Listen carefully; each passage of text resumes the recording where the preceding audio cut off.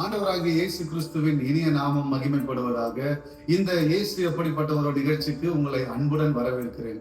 இந்த நாளிலும் கூட நாம் இயேசுவின் நாமம் மகிமைப்படும்படியாக ஒரு வேத வசனத்தை தியானிக்க போகிறோம். லூக்கா சுவிசேஷம் 5ஆம் அதிகாரம் 5ஆம் வசனம். அதற்கு சீமோன், ஐயரே, ராமுழுதும் நாங்கள் பிரயாசப்பட்டும் ஒன்றும் அகப்படவில்லை, ஆகிலும் உம்முடைய வார்த்தையின்படியே வலையை போடுகிறேன் என்றான். நம்முடைய இரட்சகரும் மீட்பருமாகிய இயேசுவானவர் ஒரு விசை கெனசரேத்து என்ற கடற்கரை அருகிலே வந்து நின்ற போது திரளான ஜனங்கள் அவரிடத்திலே சுவிசேஷம் கேட்கும்படி சூழ்ந்து கொண்டிருந்தார்கள். கடற்கரையில் இருக்கிற ஒரு 2 படகை அவர் பார்க்கிறார். இந்த 2 படகுல ஒரு படகை தேர்ந்தெடுக்கிறாரு.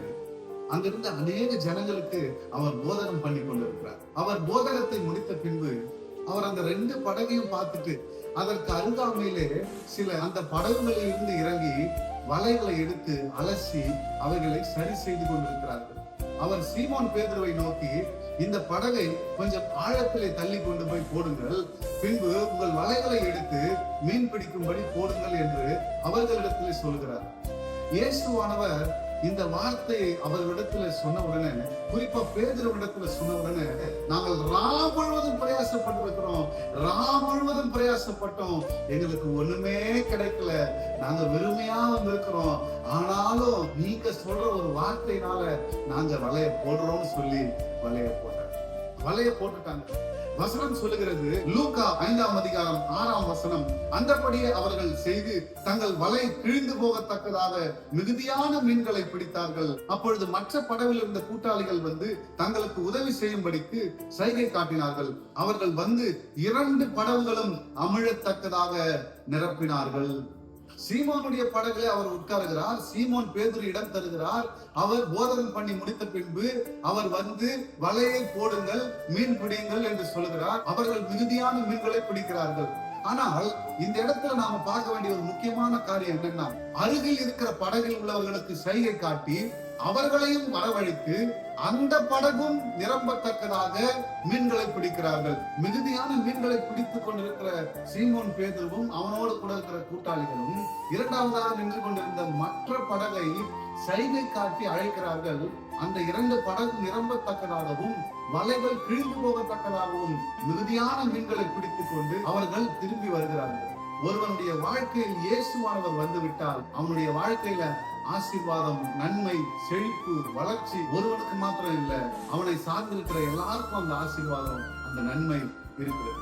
இதனை கேட்டுக்கொண்டிருக்கிற எனக்கு அருமையானவர்களே, என்னுடைய வாழ்க்கையில இயேசு கிறிஸ்துவை என் சொந்த ரட்சகராக நான் ஒருவன் மாத்திரம்தான் என்னுடைய குடும்பத்திலே ஏற்றுக்கொண்டு இயேசுவை பின்பற்றி வருகிறேன். என்னுடைய வாழ்க்கையில இயேசு கிறிஸ்துவானவர் தருகிற ஆசீர்வாதமானாலும், நன்மையானாலும், வளர்ச்சியானாலும், பாதுகாப்பானாலும், செழிப்பானாலும், எந்த ஒரு காரியமாக இருந்தாலும் எனக்கு மாத்திரம் இல்ல, என்னுடைய தகப்பனாருக்கும், என்னுடைய தாயாருக்கும், என்னுடைய சகோதரர்களுக்கும், அவர்களுடைய மனைவி பிள்ளைகளுக்கும் எல்லாருக்கும் அது உண்டு என்று விசுவாசிக்கிறவன் நான். என்னை சார்ந்திருக்கிற சொந்தங்களுக்கும், எனக்கு முன்னாடி இருக்கிற வீட்டுக்கும், எனக்கு பின்னாடி இருக்கிற வீட்டுக்கும், என் வலது புறத்துல இடது புறத்துல இப்படி என்னை சார்ந்திருக்கிறவர்களை அவர் ஆசீர்வதிக்கிறவர். என் தேவனாகிய கர்த்தர் முதலாவதாக அவர் 2 படகை காண்கிறார் என்று வேதம் சொல்கிறது.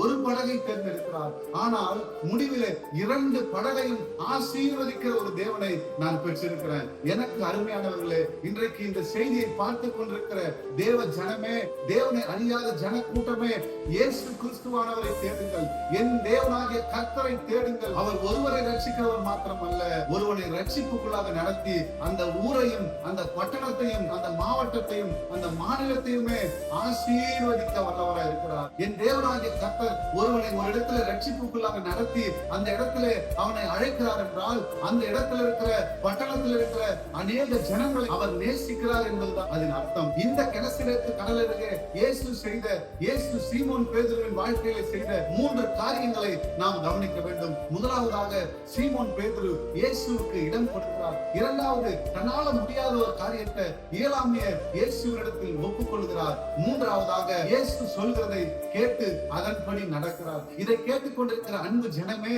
உங்களுடைய இருதயத்திலே இயேசுவுக்கு இடம் கொடுங்கள். உங்களால் முடியாததை, இயலாமையை இயேசுவிடத்தில் ஒப்புக்கொள்ளுங்கள், இயேசுவுக்கு தெரியப்படுத்துங்கள். மூன்றாவதாக, அவர் சொல்லுகிறபடி, அவருடைய வார்த்தையின்படி நடந்து அவருடைய நாமத்துக்கு மகிமையாய் நடவுங்கள். அப்பொழுது உங்களுக்கு இந்த உலகத்தின் காரியங்கள் கூட்டி கொடுக்கப்படும்.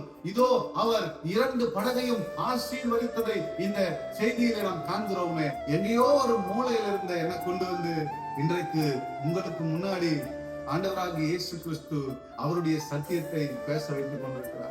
என்னுடைய வாழ்க்கையில அநேக காரியங்களை நான் சந்தித்து வந்திருக்கிறேன். நான் இப்படிப்பட்ட ஒரு சுவிசேஷத்தை அறிவிப்பேன் என்று என் வாழ்க்கையில நான் கனவுல கூட நினைக்கல. ஆனா இயேசுவானவர் அதை செய்து கொண்டிருக்கிறார். இந்த நாளிலே உங்களுக்கு முன்பாக பேசிக் கொண்டிருக்கிற நான் இயேசு கிறிஸ்துவின் வார்த்தையினாலதான் இன்றைக்கு ஜீவனோடும் அவருடைய வார்த்தையினாலதான் ஆசீர்வாதத்தோடும் இருக்கிறேன். எனக்கு அன்பானவர்களே, அவரை தேடுங்கள், அவரை நம்புங்கள், அவரை பற்றிக் கொள்ளுங்கள். இயேசு கிறிஸ்துவின் நாமத்தினாலே ஆசீர்வதிக்கிறேன். Thank you. God bless you.